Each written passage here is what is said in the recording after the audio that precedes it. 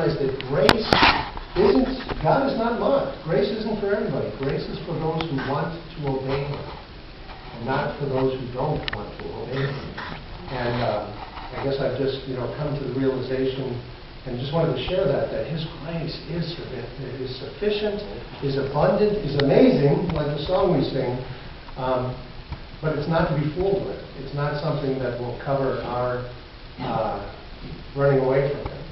His grace is for us to actually live in relationship with Him. And that's what a wonderful thing. What a wonderful thing to have a relationship with God.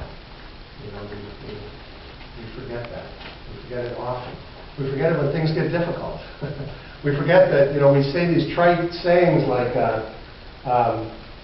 what's the one that mission teams, when they come down to Guatemala, they worry about the violence in Guatemala, they'll, somebody on the team will say, but it's okay because the safest place to be is in God's will. Have you heard that phrase?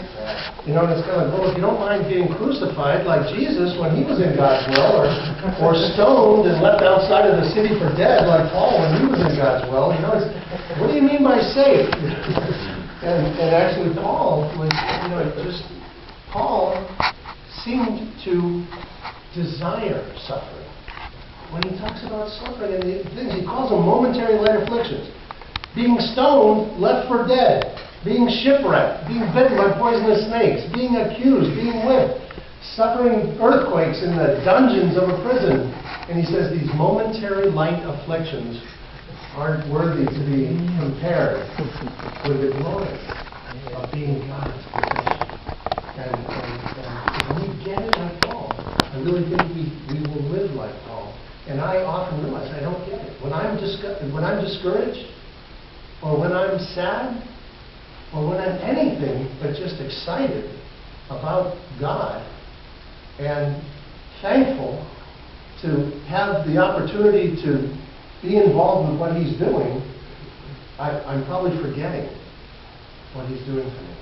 And, sorry, I didn't mean to preach. But, it happens, right? Yeah, and Paul did that too. He get sidetracked, and just thinking about the love of Jesus. And like I said, I knew the Bible before I knew God, and I was going to go back and look at Paul because I thought Paul had turned me astray. But after I really came to a recognition of who Jesus was, when I read the letters of Paul, it's like, this guy's a Jesus freak. He couldn't get through a chapter without telling you about the wonder and the magnitude and the glory